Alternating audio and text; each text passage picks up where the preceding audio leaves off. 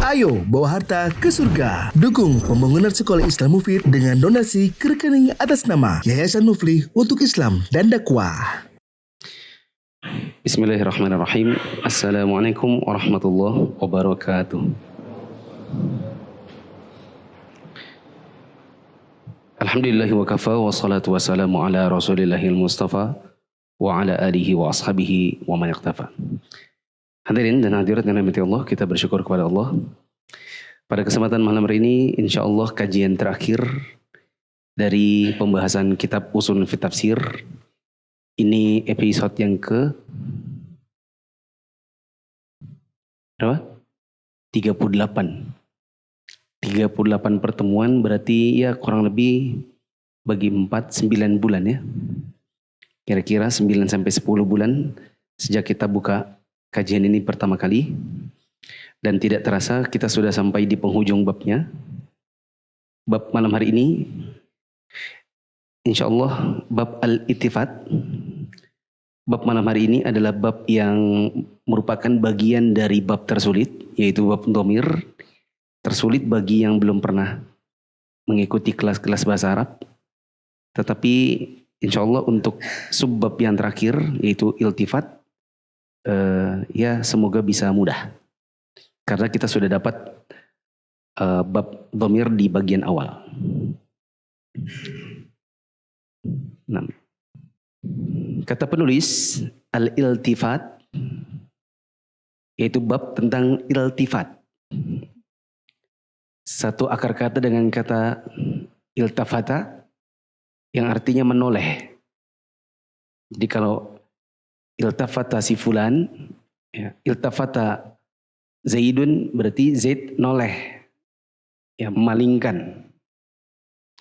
Iltifat di dalam masalah ushul fi tafsir artinya pengalihan gaya bahasa. Pada dasarnya kita bilang ini gaya bahasa supaya tidak dikira peralihan ini adalah iltifat dari dhamir ke dhamir lain. Karena bisa jadi bukan dhamir ke dhamir, melainkan misalnya dhamir ke zahir. Tapi selalu berhubungan sama dhamir. Dan kata lain, iltifat itu peralihan bahasa dari satu gaya bahasa ke bahasa yang lain karena faktor dhamir. Bukan peralihan dhamir ke dhamir. Nah, sebagai jembatan pemahaman untuk memahami iltifat, misalnya guru di kelas bicara kepada anak-anak. Anak-anak, ibu minta kalian semua mempersiapkan diri supaya kalian lulus, supaya tidak ada yang tinggal kelas, supaya semuanya masuk sekolah lanjutan yang favorit, misalnya gitu kan. Terus gurunya ganti pembicaraan. Anak-anak yang malas maka dia tidak akan lulus. Tadi ini bicaranya gaya bahasa pihak ke dua. Karena bicaranya pakai kata kalian. Tiba-tiba diubah jadi pihak ke tiga. Dengan kata-kata anak-anak yang malas maka mereka. Pakai kata mereka. Paham? Anak-anak, murid-murid yang nakal-nakal di sekolah ini, itu tidak akan disukai oleh teman-temannya. Oleh karenanya kalian, guru tadinya bicara dengan gaya bahasa pihak ke tiga. Tiba-tiba jadi orang kedua. Paham? Pasti ada tujuannya kan? Pasti ada tujuan dari perpindahan ini. Ini yang namanya iltifat. Kata penulis, al-iltifatu tahwilu usubil kalamin min wajhin ila akhar. Iltifat adalah pengubahan gaya pembicaraan dari satu gaya bahasa ke gaya bahasa yang lain. Sekali lagi, ini berubah gaya bahasanya, tapi bukan berubah dhamir ke dhamir. Ya. Jangan dikira nanti, oh ini dhamir mutakallim jadi dhamir mukhatab. Oh ini dhamir mukhatab jadi ghaib. Bukan. Tapi bisa jadi bukan domir ke domir. Bisa jadi domir ke zohir. Nah. Walahu suwarun, dan iltifat atau pengubahan gaya bicara ada beberapa model. Di antaranya minha al-iltifatu minal ghaibati ilal khitabi. Iltifat satu, model pertamanya adalah menggunakan gaya bahasa pihak ketiga berubah menjadi pihak kedua. Kaqaulihi ta'ala, misalnya dalam firman Allah Ta'ala, Alhamdulillahi Rabbil Alamin, Ar-Rahmanir Rahim, Maliki Yaumiddin, Iyyaka na'budu wa iyyaka nasta'in. Di dalam surat Al-Fatihah ayat 2-5, Allah berfirman, segala puji bagi Allah, Rabb semesta alam. Ini kita tidak pakai aku, tidak pakai kamu, melainkan isim zahir, yaitu gaya bahasa dengan menggunakan pihak ketiga. Ya. Ar-Rahmanir Rahim. Allah itu yang maha pengasih lagi maha penyayang. Maliki Yaumiddin, yang menguasai hari pembalasan. Tiba-tiba iyyaka na'budu, kepada engkau. Jadi tadinya kita bicara tentang pihak ketiga, tiba-tiba jadi pihak ke, kalau bilang engkau berarti pihak ke berapa? Kedua. Tiba-tiba diganti oleh Allah bahasanya, hanya kepada engkau kami menyembah, wa iyyaka nasta'in, dan hanya kepada engkau kami meminta pertolongan. Fahawwala kalama minal ghaibati ilal khitabi fi qawlihi iyyaka. Allah mengubah gaya pembicaraannya dari gaya bahasa pihak ketiga menjadi pihak kedua dengan perkataan iyyaka. Ya. Perhatikan di depan. Di surat Al-Fatihah pertama bismillah, ya kan? Rahmanir Rahim. Terus Alhamdulillahirabbil alamin. Terus Rahmanir Rahim. Terus Maliki Yaumiddin. Tiba-tiba iyyaka. Tadinya bicara tentang pihak ketiga yaitu Allah. Menggunakan isim zahir Allah, pihak ketiga. Tiba-tiba diganti jadi domir. Domir apa ini? Mukhatab. Domir engkau. Jadi dari pihak ketiga berubah jadi pihak kedua. Ini namanya iltifat, noleh. Dari sini jadi ke sini. Baik. Asani al-iltifatu minal khitabi ilal ghaibah. Iltifat model kedua adalah penggunaan gaya bahasa yang tadinya pihak kedua jadi pihak ketiga. Jembatan pemahamannya misalnya guru bilang dari pihak kedua jadi pihak ketiga.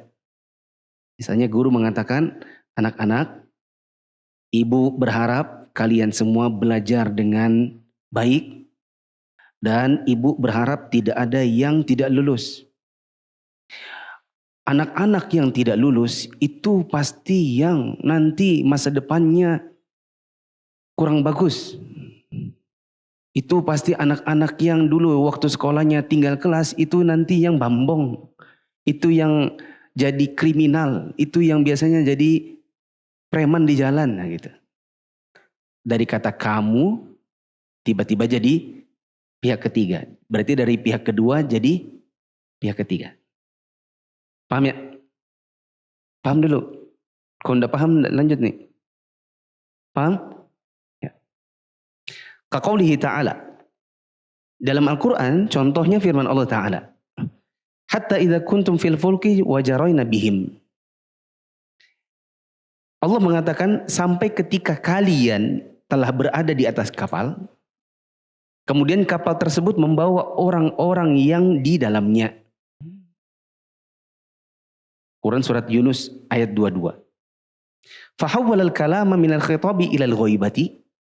Maka Allah mengubah gaya pembicaraan dari gaya bahasa pihak kedua menjadi pihak ketiga dengan perkataan Allah wajaroina bihim.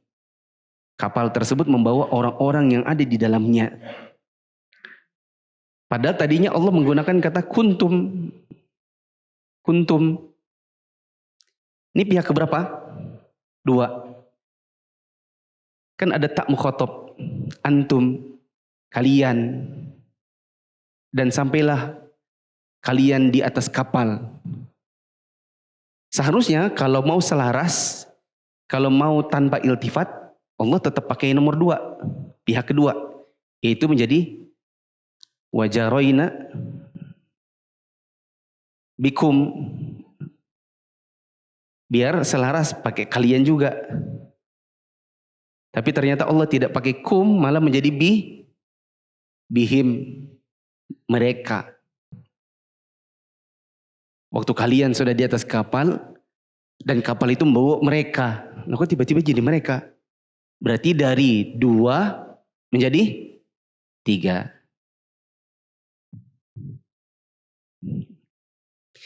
As-salits al-iltifatu minal ghaibati ila takallum.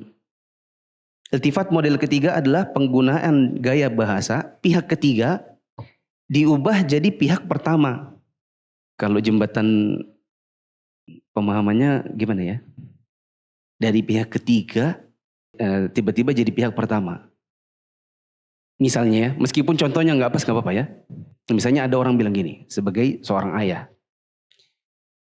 Dan sungguh seorang ayah yang sudah susah payah mencari nafkah. Ya, dan saya yang besarkan kalian. Misalnya bapaknya marah sama anak-anaknya yang misalnya bandel. Ya. Dia ngomong seorang ayah, tadi pihak ketiga. Tiba-tiba dia bilang saya sebagai si bapaknya. Ya, untuk membesarkan dirinya di atas anak-anaknya. Seorang ayah sudah banting tulang untuk mencari nafkah buat anak-anaknya. Dan saya minta agar anak-anak saya semuanya nurut sama saya, misalnya gitu. Paham? Ini berubah dari pihak ketiga, berubah jadi pihak pertama.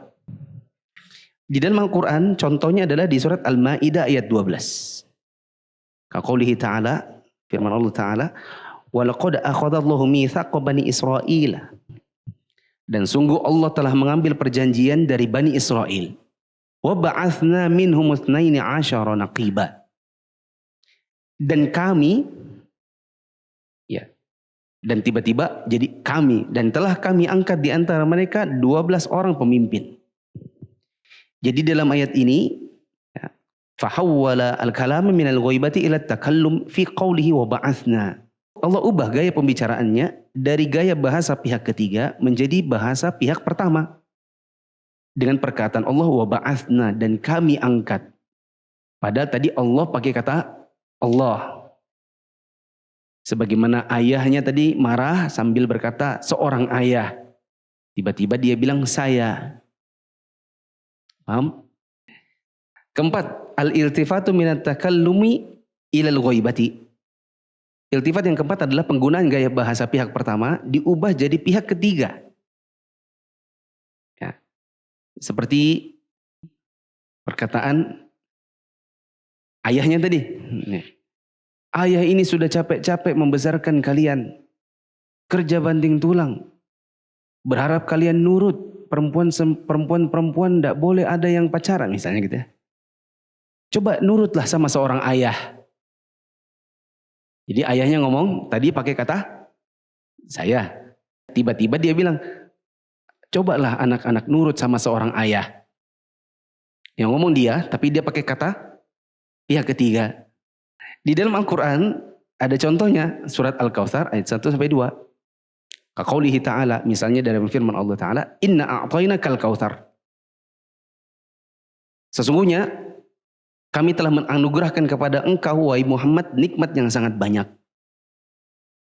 Ya, kami, Allah pakai kata a'tainaka.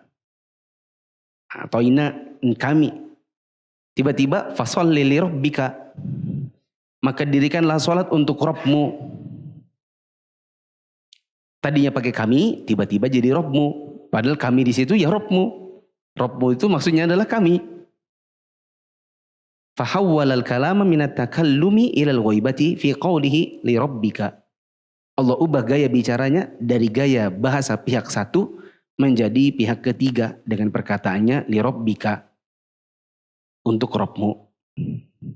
Kalau di contoh yang ketiga tadi, walaqad akhadallahu terus bla bla bla bla, tiba-tiba ba'atna dari pihak ketiga tiba-tiba jadi pihak nun. Di sini apa? Kami, orang pertama. Sedangkan yang keempat tadi barusan adalah inna a'tainaka. Gimana ya? Inna a'tainaka.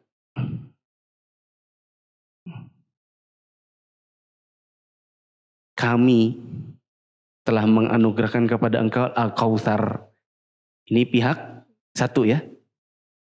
Tiba-tiba li rabbika, maka dirikanlah sholat untuk Tuhanmu, li rabbik. Bukan kanya yang dilihat ya, kayaknya ini Muhammad. Bukan kanya yang dilihat, tapi li rabbik. Tiba-tiba pakai isim zahir pihak ketiga. Jadi dari satu jadi tiga.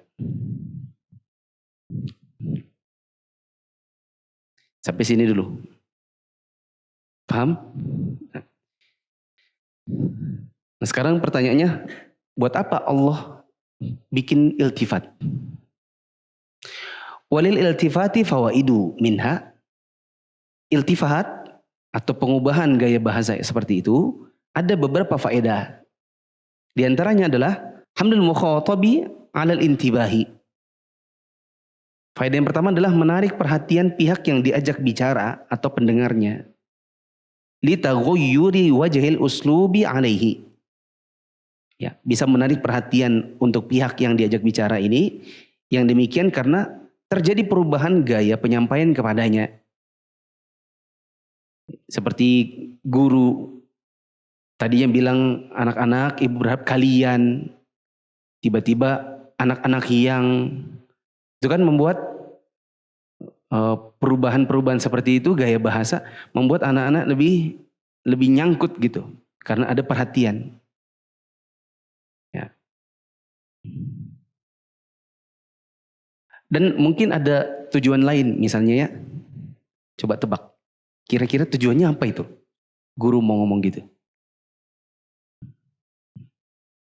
Buat apa gurunya bilang, ibu harap kalian semuanya belajar sungguh-sungguh supaya nggak ada yang lulus.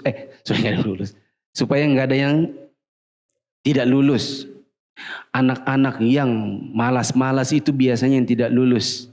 Buat apa ibunya ngomong anak-anak yang, kenapa nggak lanjut aja? Kalian yang malas-malas itu pasti nggak lulus. Buat apa? Hah? Bisa jadi penghalusan bahasa. Bukan soal tujuannya, motivasi, ya betul motivasi. Tapi pengubahan gayanya itu buat apa? Di antaranya adalah penghalusan bahasa. Mungkin kalau anak-anak yang bilang, kalian yang malas-malas itu, yang malas-malas gini. Kita nih kayaknya, gitu kan. Jadi gak enak gitu. Tapi kalau anak-anak yang malas, jadi ada kayak sindiran. Ya. Apalagi malas itu sifat tercela. Nah biasanya orang kalau ditempelkan sifat tercela langsung kepada dia, itu jadi gak enak di hati. Ketimbang disindir dengan cara yang lain. Misalnya, kamu kan anak nakal yang kayaknya calon-calon penghuni penjara. Misalnya gitu kan. Dibandingkan dengan, ya biasanya anak-anak nakal itu yang nanti banyak jadi preman dan biasanya itulah penghuni penjara. Itu buat mereka lebih mudah diterima mana sebagai masukan. Yang kedua kan, nah gitu. Baik. Jadi tujuan pertama iltifat adalah untuk bisa menarik perhatian. Supaya yang diajak bicara lebih seksama mendengarkannya. Kedua, hamluhu ala tafkiri fil ma'na. Dalam rangka menggiring pihak yang diajak bicara untuk mau merenungi makna perkataan. Ya. Seperti mereka, anak-anak itu diajak bicara gurunya, anak-anak yang biasanya malas-malas belajar, itu yang masa depannya kasihan gitu. Masa depannya berakhir di penjara, jadi kriminal. Anak-anak itu lebih mikir, iya ya. Akan lebih diajak dia untuk berpikir. Ketimbang kalian yang malas-malas. Kalimat-kalimat seperti itu tidak mengundang mereka untuk berpikir, melainkan hanya seperti di judging gitu. Judge di stempel jidatnya dengan kata-kata malas, nakal gitu. Ya. Jadi malas berpikir. Malah yang ada tuh kadang-kadang orang semakin digitukan malah semakin menjadi semakin malas gitu. Ya. Maka Allah gunakan perubahan ini untuk menggiring supaya yang diajak bicara itu merenung. Li'anna taghayyura wajhil uslubi yuaddi ila tafkiri fis sabab. Yang demikian karena perubahan gaya penyampaian dapat mendorong pendengar untuk mau memikirkan sebabnya. Ya. Oh iya ya. Benar juga tuh. Karena malas makanya itu banyak orang-orang yang sekolahnya tidak lanjut. Akibat tak lanjut sekolah, kurang pendidikan. Karena kurang pendidikan, makanya SDM rendah. Karena SDM rendah, makanya untuk mendapatkan keuntungan dunia itu tidak bisa dengan berusaha, tidak bisa dengan ilmu, tapi dengan cara kriminal. Makanya banyak jadi penjahat. Makanya gara-gara jadi penjahat ditangkap polisi, makanya masuk penjara gitu. Ketiga, daf'us sa'amati wal malali anhu. Iltifat itu bisa mencegah kejemuan dan kebosanan pihak yang diajak bicara. Lianna baqa'al uslubi ala wajhin wahidin yuaddi ilal malali ghaliban. Yang demikian dikarenakan umumnya gaya penyampaian monoton yang uslubnya cuma satu dapat mengakibatkan kebosanan. Coba antum dengarkan khutbah 20 menit. Dengarkan khutbah 20 menit, khotibnya ngomongnya hanya saya, hanya dengan uslub takallum. Ya kan? Saya.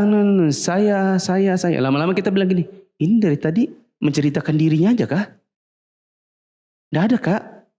20 menit loh dengerin dia ini. Ya kan? Berbeda lagi kalau misalnya hanya dia.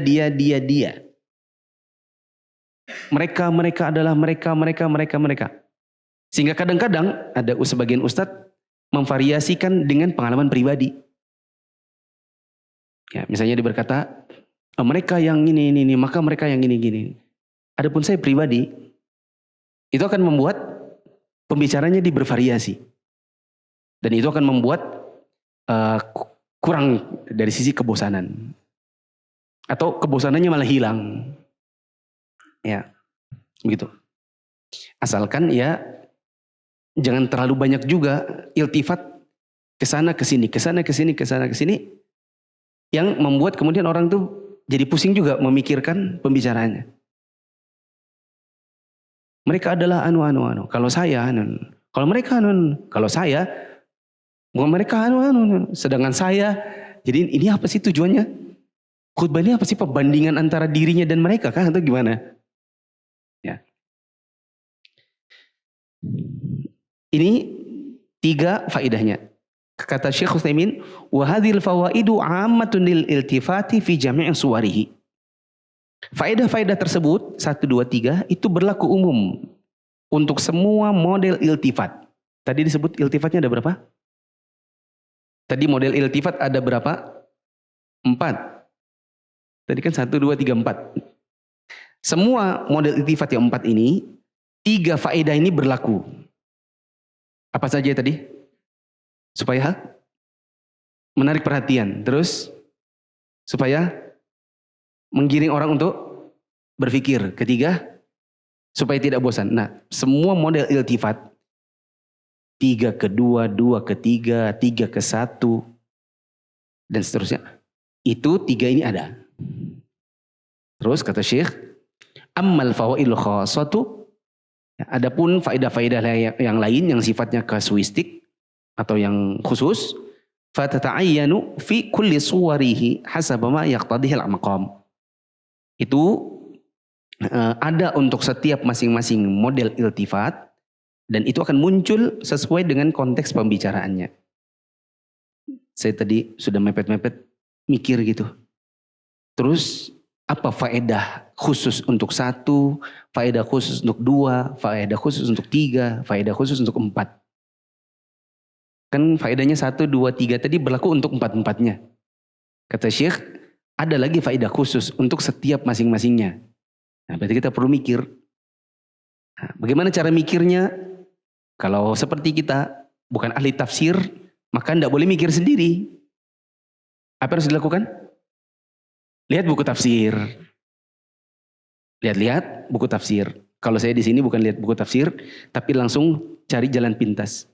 Lihat penjelasannya Syekh Utsaimin di syarah kitab ini.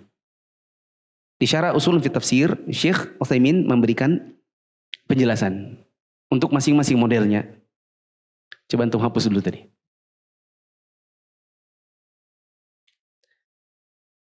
Coba teman-teman bantu saya. Review dulu.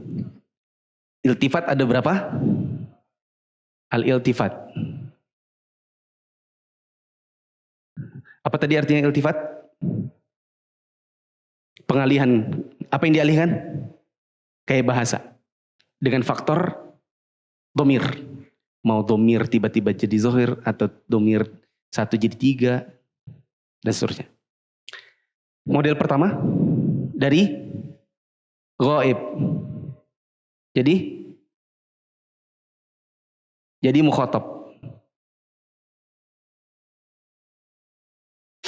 Ini pihak keberapa ghaib itu? 3. Mukhatab pihak keberapa? 2. Contohnya di surat Al-Fatihah. Tadinya Allah bilang Allah, bismillahirrahmanirrahim. Tiba-tiba jadi Iyyaka. Dari Allah, Allah Maha, Allah yang tiba-tiba kepada engkau. Tiba-tiba jadi engkau. Tadinya Allah. Model kedua, mukhatab. Jadi ghaib. Mukhatab pihak keberapa? 2. Jadi 3. Contohnya dari kuntum kalian, tiba-tiba jadi bihim, yaitu mereka. Yang ketiga, ghaib ke mutakallim atau takallum. Pihak ke 3. Jadi pihak ke 1. Contohnya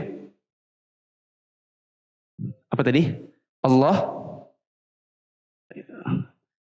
tiba-tiba jadi ba'atsna. Dari Allah tiba-tiba jadi kami. Yang keempat, dari mutakallim menjadi ghaib. Dari 1 jadi 3. Contohnya tadi adalah inna a'tainaka,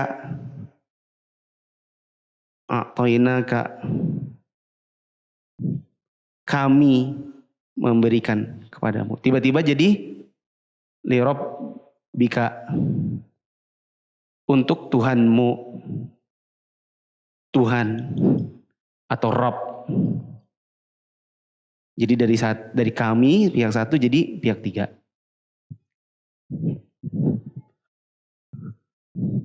Paham? Lanjut. 4 model ini punya faedah. 1, supaya perhatian. Yang baca itu perhatian. Yang kedua, untuk mikir. Yang ketiga, supaya enggak bosan. Nah, masing-masing model ini ada faedahnya sendiri-sendiri juga. Kalau tadi itu faedah global. Nah, ini faedah khususnya. Saya ringkaskan dari syarahnya Syekh Utsaimin. Di buku yang nanti insya Allah terbit, saya cantumkan di catatan kaki. Kata Syekh Utsaimin, untuk model yang pertama, dari Allah jadi iyaka. Perhatikan betul-betul ya teman-teman. Saya tadi baca syarahnya Syekh Utsaimin itu terkagum-kagum ya. Karena saya bilang gini, kan kita ini bukan ahli tafsir. Terus bagaimana para ulama ahli tafsir mengerti penggunaan iltifat ini dengan menurunkannya pada faidah gitu. Ya. Kata Syekh Utsaimin gini. Untuk model pertama yang ini. Dari Allah jadi engkau. Faidahnya adalah bahwa tadinya kita muji-muji Allah. Kita muji-muji Allah dengan menggunakan gaya bahasa pihak ketiga. Kita bilang Allah itu Rabb semesta alam. Alhamdulillahirabbil alamin. Ar-Rahmanir Rahim. Yang maha pengasih lagi maha penyayang. Maliki yaumiddin. Bahwa Allah itu yang menguasai hari pembalasan. Tadinya pakai pihak ketiga. Tiba-tiba setelah kita puji Allah, Allah datang hadir di hadapan kita. Karena kita memuji-muji Allah, lalu Allah hadir di dalam hati kita, seolah-olah dia berada di hadapan kita. Maka kemudian kita mengatakan, ya Allah, kepada engkaulah kami menyembah, dan kepada engkaulah kami meminta pertolongan. Ya, jadi tiba-tiba memang guru kita yang paling baik di sini adalah Ibu Sri. Karena Ibu Sri itu Masya Allah adalah ibu yang seorang yang baik hati, yang mau berbagi ilmu, tidak pernah marah-marahin kita. Kalau kita nakal kita dinasihati. Makasih Ibu ya. Paham?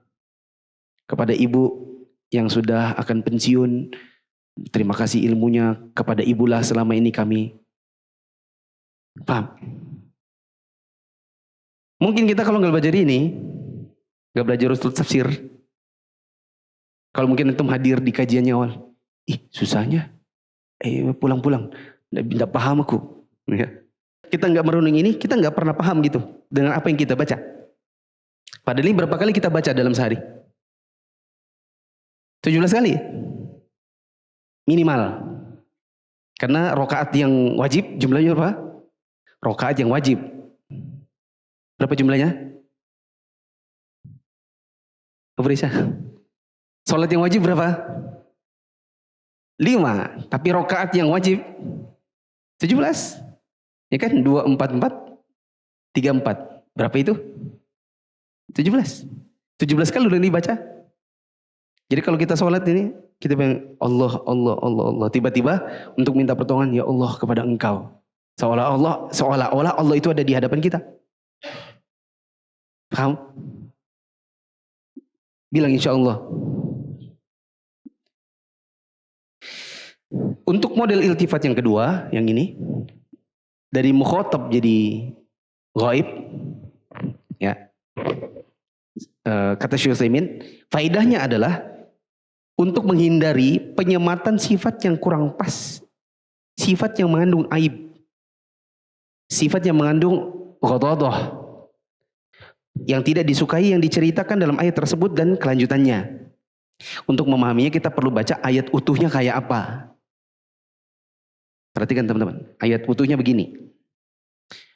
Huwaladzi yusayyirukum fil barri wal bahr.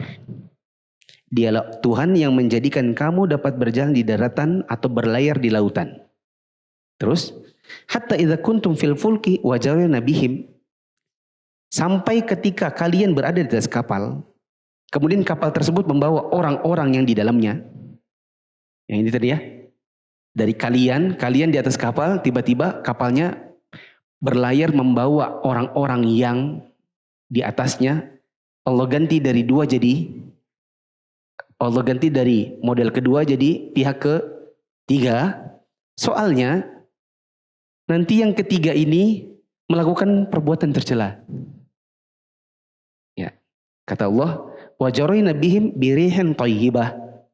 Dan kemudian kapal tersebut membawa orang-orang yang ada di dalamnya dengan tiupan angin yang baik. Wa farihu biha. Dan membuat mereka itu semua gembira karenanya. Terus apa? Ja'atha riyahun asif. Datanglah angin badai. Wa ja'ahumul mauju min kulli makanin, dan tatkala gelombang dari segenap penjuru itu menimpa mereka, segenap penjuru, wa dhannu annahum uhita bihim, dan mereka pun yakin bahwa mereka akan terkepung dengan bahaya, da'awullaha mukhlishina lahuddin, mereka pun akhirnya berdoa kepada Allah dengan mengikhlaskan ketaatan mereka hanya kepada Allah. Lain anjaitana min hadhihi lanakunna minasyakirin, mereka bilang, ya Allah, sesungguhnya jika engkau menyelamatkan kami dari bahaya ini, pastilah kami termasuk orang yang bersyukur. Sampai situ oke. Mereka dihantam dengan gelombang, mereka sudah ketakutan, merasa bahwa mereka akan dikepung dengan bahaya dari segala penjuru. Mereka berdoa, ya Allah, seandainya nanti kami selamat, kami akan menjadi orang bersyukur. Diapakan oleh Allah? Diselamatkan. Tapi berikutnya, falamma anjahum idahum yabghuna fil ardi bighairi haqq. Tapi tatkala Allah sudah selamatkan mereka, tiba-tiba mereka berbuat kezaliman di muka bumi tanpa alasan yang benar. Kata Syekh Utsaimin, sifat-sifat yang ditujukan di dalam ayat tadi ini, itu tidak ditujukan kepada kaum muslimin yang membaca. Ya, kita yang membaca Quran, itu tidak masuk dalam ini. Ada orang yang diselamatkan oleh Allah dengan kapal, padahal di tengah lautan sudah terhantam oleh gelombang. Begitu selamat, malah berbuat kezaliman. Nah, Allah tidak ingin sifat-sifat yang jelek ini diselamatkan kepada kita. Karena kalau kita, nanti kita baca. Ya. Kalau nanti diganti jadi kita, lalu kita yang baca, jadinya begini.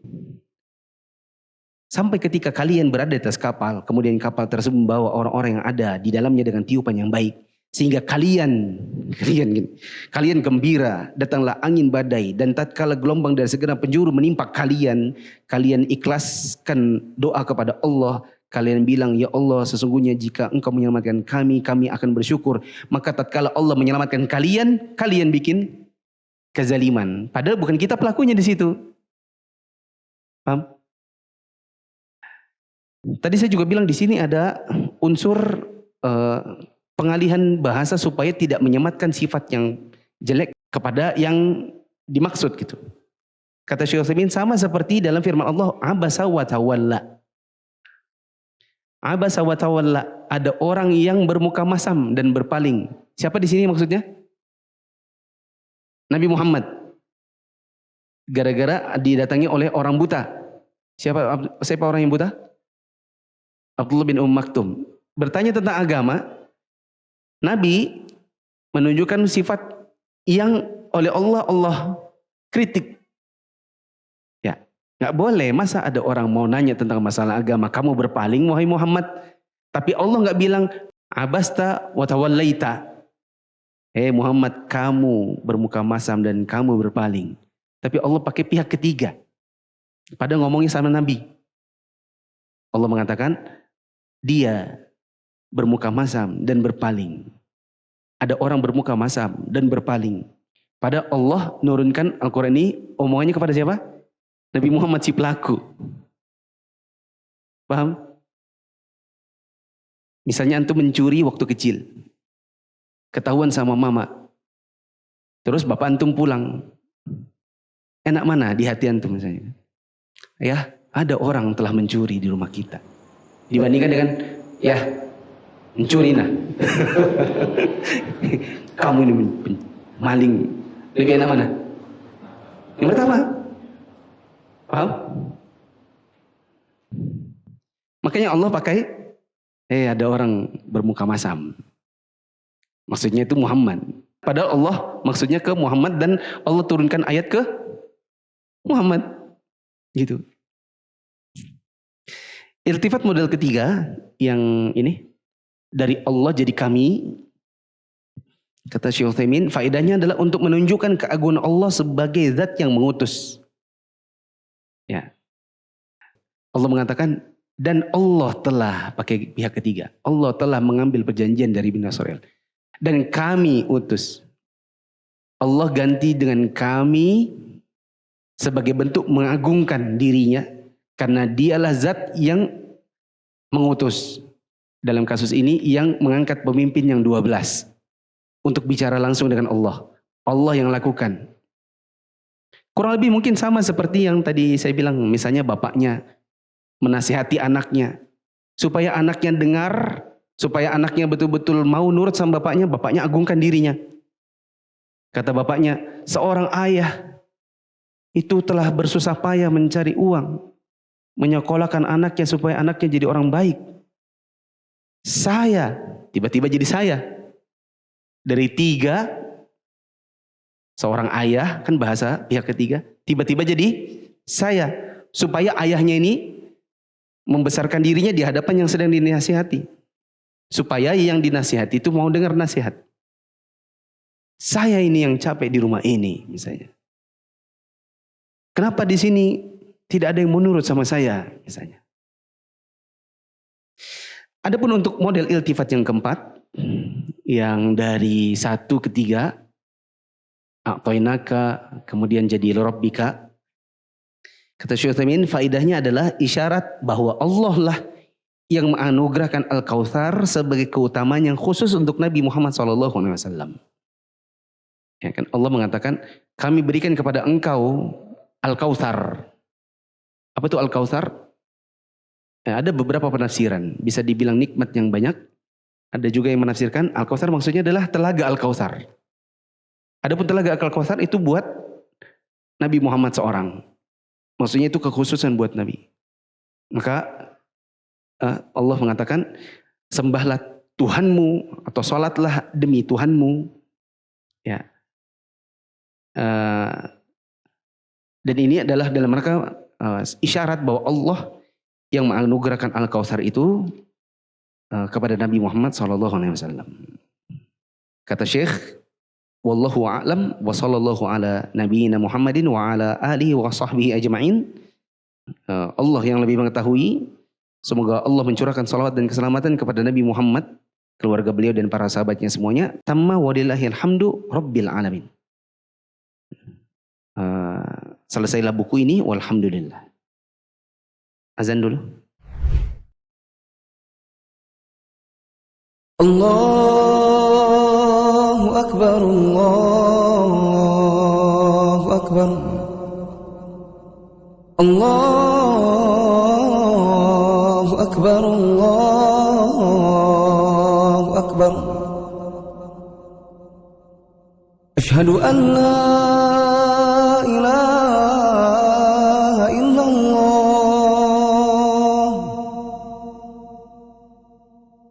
asyhadu an la ilaha illallah, asyhadu anna Muhammadar Rasulullah, asyhadu anna Muhammadar Rasulullah. Hayya 'alas salah,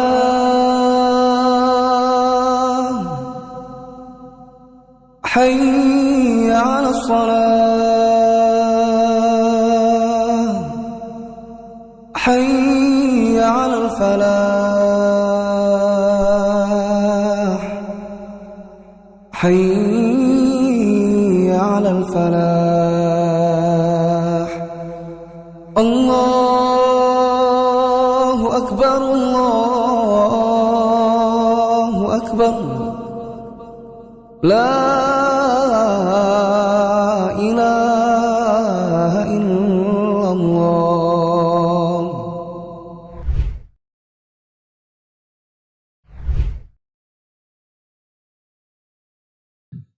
Ini ada tafsir di Ibnu Katsir, riwayat Imam Ahmad. Nabi SAW mengatakan, tadi diturunkan kepadaku satu surat.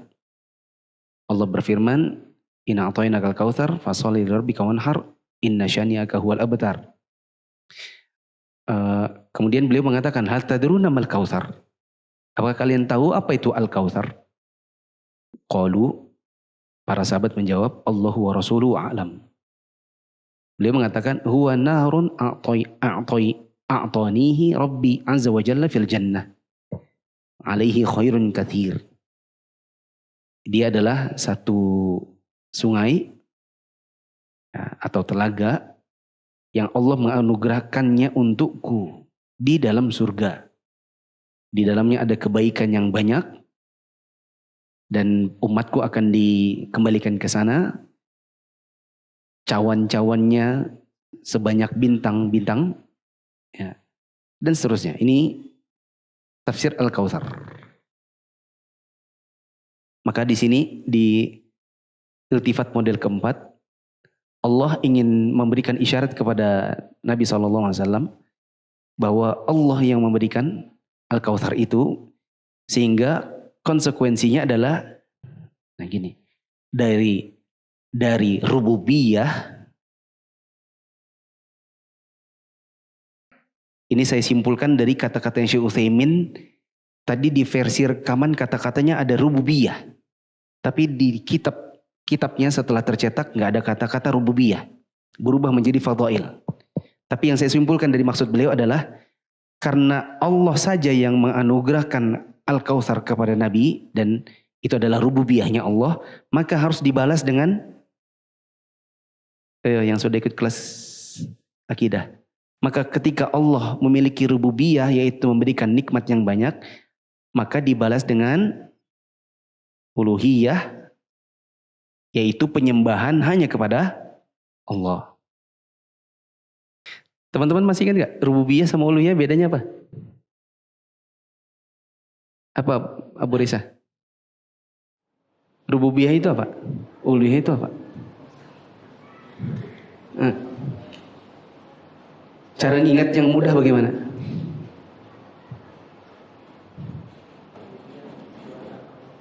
Ya, rububiyah itu apa yang Allah perbuat untuk makhluk. Sedangkan uluhiyah apa yang makhluk lakukan kepada Allah.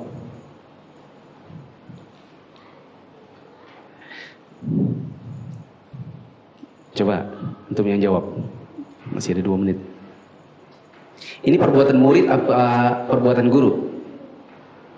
Perbuatan murid atau perbuatan guru? Mengajar, belajar, menyayangi.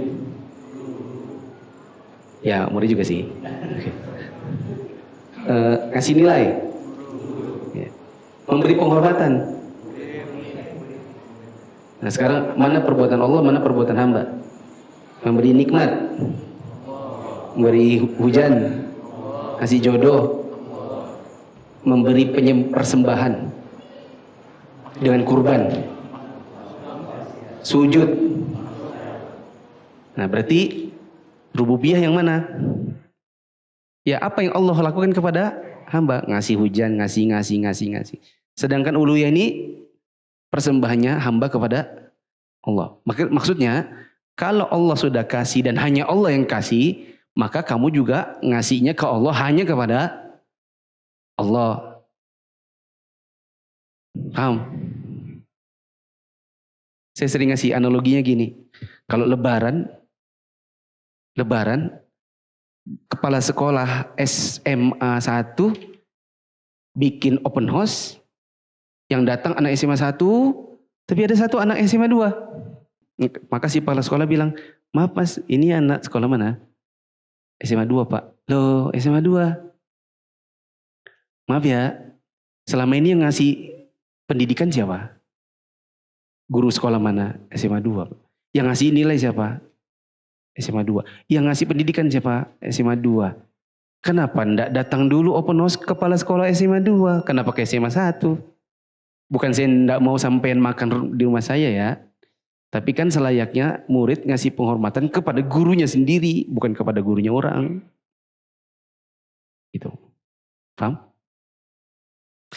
Tamatlah kajian kita Ushul Tafsir. Doakan semoga buku Ushul Tafsir terjemah yang didapatkan dari kajian ini semoga bisa dicetak. Dan sejauh ini mungkin kalau ini nanti tercetak, maka ini lebih recommended daripada yang antum pakai. Ya, kenapa? Karena di sini nanti bahasa Arabnya pun muncul. Bahasa Arab Indonesia, bahasa Arab Indonesia, bahasa Arab Indonesia. Kalau itu kan Indonesia semua. Ya, sehingga kita tidak bisa banding-bandingkan terjemahannya pas atau tidak dengan kalimat asli dalam bahasa Arabnya. Insya Allah, bila Allah mudahkan mulai minggu depan kita ada kajian baru, yaitu kajian akidah.